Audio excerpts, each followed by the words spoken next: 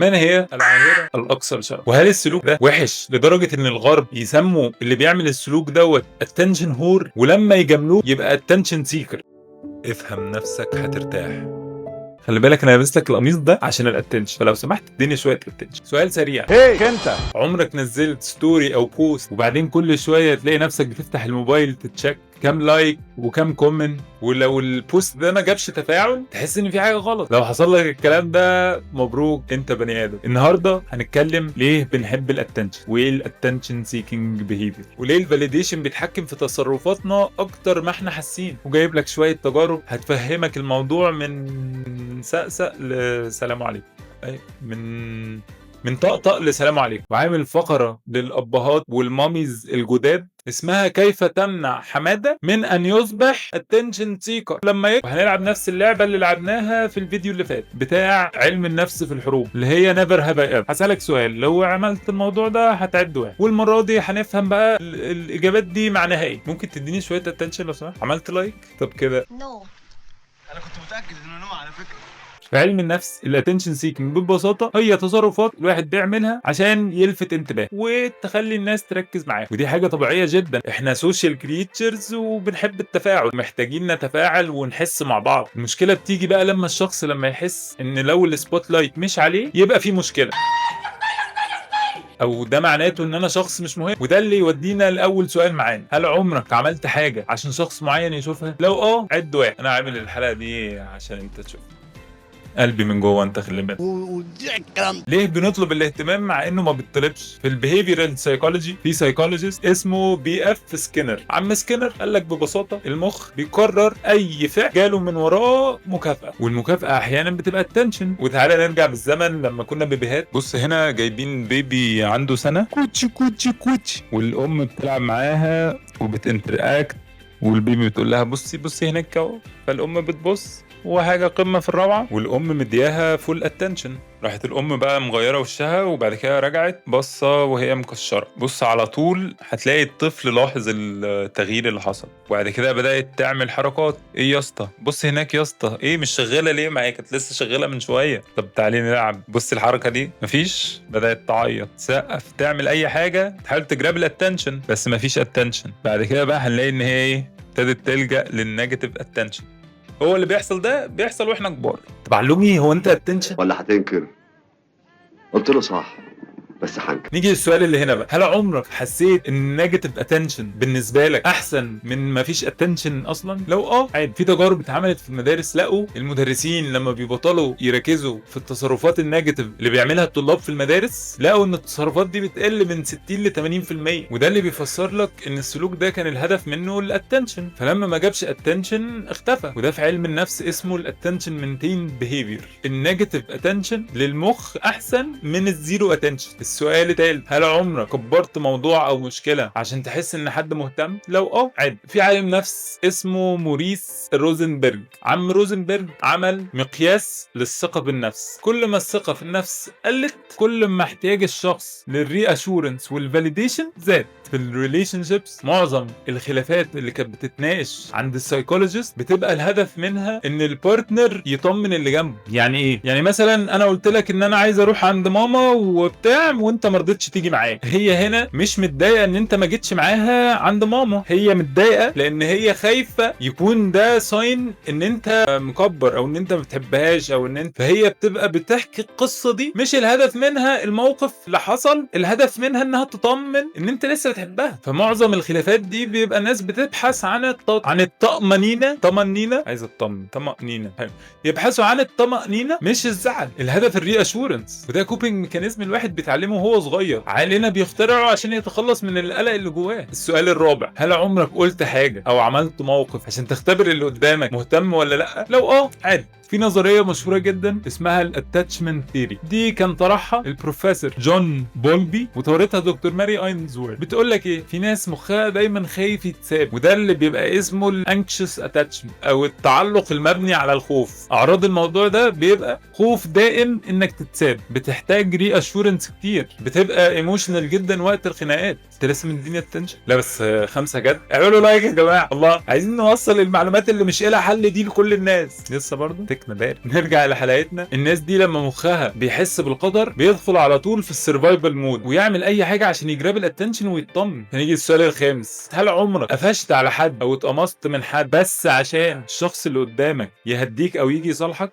لو عادي.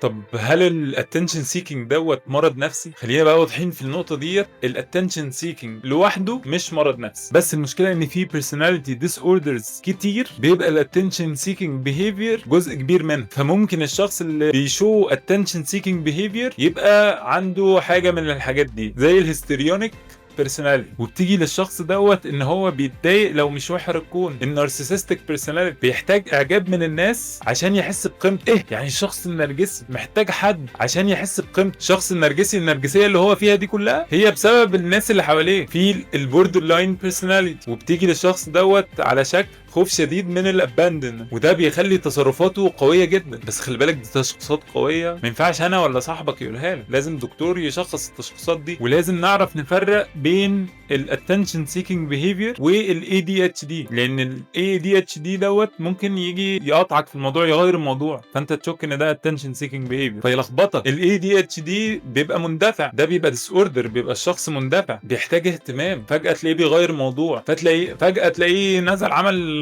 500 ضغط. الفرق بين الاثنين ان واحد الاي دي اتش دي بيعمل التصرفات دي عشان ما عندوش تحكم في تصرفاته قوي بسبب الديس اوردر اللي عنده. الاتنشن سيكينج بيبقى عنده مشكله في المشاعر، في الايموشنز. معلومات مش مهم تعرف. الاحساس بالوحده وقله الاهتمام بتزود احتماليه الموت المبكر بما يعادل تدخين 15 سيجاره في اليوم. في سيرفي وجدوا ان 89% من الشباب قالوا ان هم بيقارنوا نفسهم بحد تاني.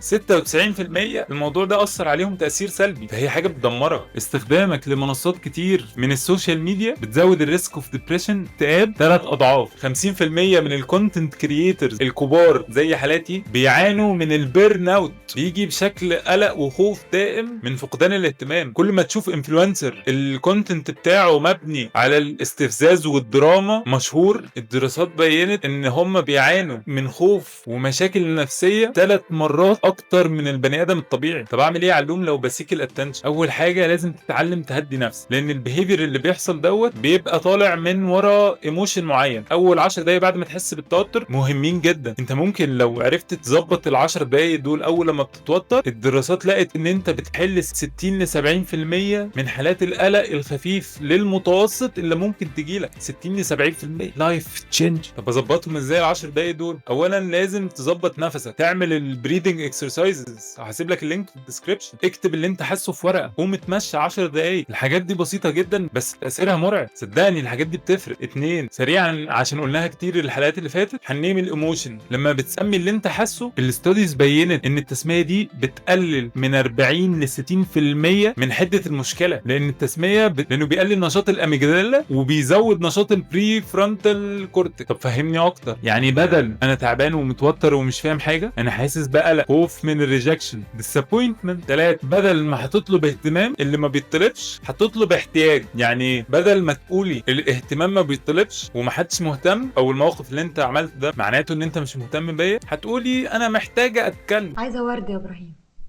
طب ليه ابراهيم جاب لها ورد؟ عشان هي جمله واضحه مباشره انسانيه، واللي بيسمعها عارف هو المفروض يعمل ايه، وبيحس ان هو مرحب بيه ان هو يعمل كذا، بيحس ان هو ممكن يساعد. بدل لو قلت له ان انت مش مهتم، ما هو هيحس ان هو بيتهاجم، هيشغل الديفنسيف ميكانيزم. 4 حاول تلاحظ امتى بيحصل تريجر للموضوع ده. هل بعد ما بتحس بالتجاهل، او مثلا بعد ما بتقارن نفسك بحد، او مثلا لما بتحس ان انت في وحده او ممكن تبقى في وحده. لما بتلاحظ الحاجات اللي بتريجر الاكشنز دي، ده بيخليك سبب بخطوه، فبتعرف تهيئ نفسك تتعامل معاها ازاي. لو حاسس ان الموضوع ده اكبر منك، ما تقلقش خالص، الموضوع بسيط جدا، بس هيحتاج متابعه مع ثيرابيست. وانت بتدور على الثيرابيست، تشوف الثيرابيست اللي بيشتغل بالسي بي تي، اللي هي كوجنيتيف بيهيفيرال ثيوري، عشان ده واحده واحده بيغير كورك، علشان تغير احساسك وتصرفاتك. بيفوكس دايما على ازاي تتعامل مع الافكار السلبيه وجلد الذات والقلق والدبريشن. او الثيرابيست اللي بيستخدمه الدي بي تي، الدايلكتيكال بيهيفيرال ثيرابي، ودي بتعلمك ازاي تهدي الايموشن الايموشنز او المشاعر بتاعتك مع نفسك. طيب انا علوم ما عنديش المشكله دي، بس مراتي اتنشن ولا صاحبي اتنشن، اعمل معاه ايه؟ اول حاجه لازم تفرق بين الشخص والتصرف او السلوك. خليك دايما فاكر ان الشخص ده محتاج حاجه بس هو مش عارف يطلبها ازاي. حاول تساله دايما هو محتاج ايه دلوقتي ومش عارف يطلبه. 2 طمن المشاعر بس اوعى تكافئ الدراما. اعمل كده ازاي؟ انا حاسس انك متضايق، واضح ان الموضوع وجعك،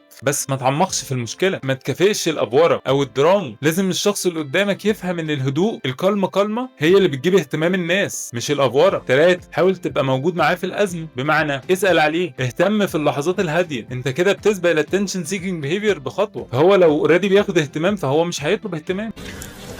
مش محتاجة حاجة يعني.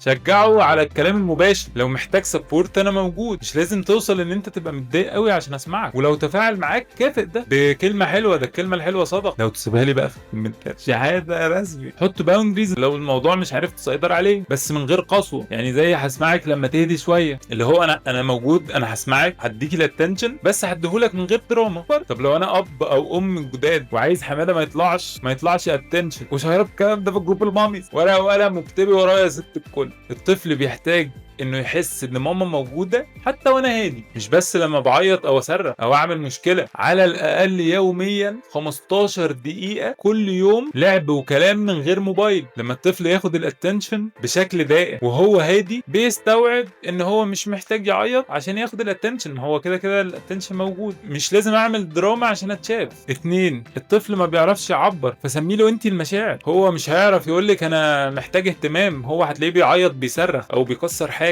فبدل بطل عياط قولي له شكلك زعلان تحب احضنك، ودي تمشي مع جوزك برضه. احنا غلابه والله. تعبان يا كابتن. لا والله تعبان ده والله تعبان. فين المعلومات الجحدة دي من 30 سنة؟ ما تكافئش الانفجار، كافئ الهدوء. وقت الهدوء هتدي الطفل فول اتنشن، لما يصرخ هتهديه بس مش هتديه كل الاتنشن اللي بتديهوله وقت الفول اتنشن دوت في ال 15 دقيقة ولا ال 10 دقايق اللي بنديها له وهو ساكت او وهو هادي. ردي بسرعة بس مش فورا. الطفل بيحتاج يعرف ان هو مسموع بس من غير ما يتعلم ان هو اول لما هيعيط الكون كله هيقف. فانت هتردي وتطمنيه بس علميه يستنى ثواني، يبدأ يتعلم الايموشنال ريجوليشن مش بس يعتمد عليك. و5 و6 اهم نقط لازم تركزوا فيها. حب غير مشروط. اغنيها لك. حب غير مشروط. حب غير مشروط. اوعى الحب يبقى مقابل حاجة هو عملها او حاجة هو قالها. لازم الطفل يسمع انه متحب حتى وهو غلط، حتى وهو مش شاطر. لازم يفهم ان هو مش محتاج حاجة عشان يتحب، هو هيتحب زي ما هو كده. الكلام ده كان الحاد من 30 سنة. 6 اوعي ثم اوعي ثم اوعي ثم اوعي. اوعي تخوفي الطفل بالاباندن. كلمه زي هسيبك او جمله زي لو ما جيتش معايا دلوقتي انا همشي واسيبك اروح عشان حماده مش عايز يقوم من على المرجيحه، كارثه. او مثلا مش هحبك او ماما زعلت خلاص، كارثه. جمل كارثه. كارثه كده يا حماده في الشلوحات. كده حماده اترزع واحده انكشس اتاتشمنت من وحي الخيال. كده انت انتجتي سبسكرايبر للتشانل. في الاخر خلاص لو حاسس انك دايما محتاج حد يشوفك يطمنك يحس بيك، خليني اطمنك، ده مش ضعف. طلبك للاهتمام مش عيب ولا انانيه، ده معناها ان في حته جواك اتعلمت بدري ان الصوت مش بيتسمع غير لما يعلى. بس خليني اقول لك حاجه مهمه، انت مش محتاج تعمل عرض عشان تتحب ولا محتاج تتكسر عشان حد يقرب. انت تستاهل الامان وانت هادي، تستاهل القرب وانت على طبيعتك، تستاهل ان حد يسمعك من غير ما تصرخ. ولو اول مره في حياتك هتحاول تطلب الدعم بهدوء، صدقني دي شجاعه مش ضعف. ولو انت اللي دايما بيطلب منك الاهتمام، انت اللي دايما موجود، اللي دايما بيسمع وبيستحمل وبيختار ما يمشيش، وجودك فرق حتى لو ما حدش قالك. الشخص اللي قدامك مش بيطلب اهتمام عشان يتحكم فيك، غالبا هو بيطلبه لانه عمره ما اتعلم ان الامان ممكن يجي من غير دراما. واحيانا بتبقى انت اول شخص ما سابوش وقت ما مشاعره عليا، وده لوحده شفا. بس اسمعني كويس، وجودك مش معناها انك تلغي نفسك ولا تتحمل اكتر من طاقتك. اجمل دعم ان انت تفضل موجود بس ثابت، تحب من غير ما تدوب. في الاخر احنا مش بنبقى محتاجين تسقيف، احنا بنبقى محتاجين امان. اللي بيطلب اهتمام بيبقى محتاج قرب، واللي بيدي اهتمام بيبقى محتاج حدود. والتوازن هو الحب الحقيقي. بنفهم نفسنا عشان نرتاح. ولو الكلام ده لمس حاجه جواك، انت مش لوحدك، عمرك ما كنت لوحدك. كان معاكم مريض نفسي، بشوفكم الحلقه الجايه.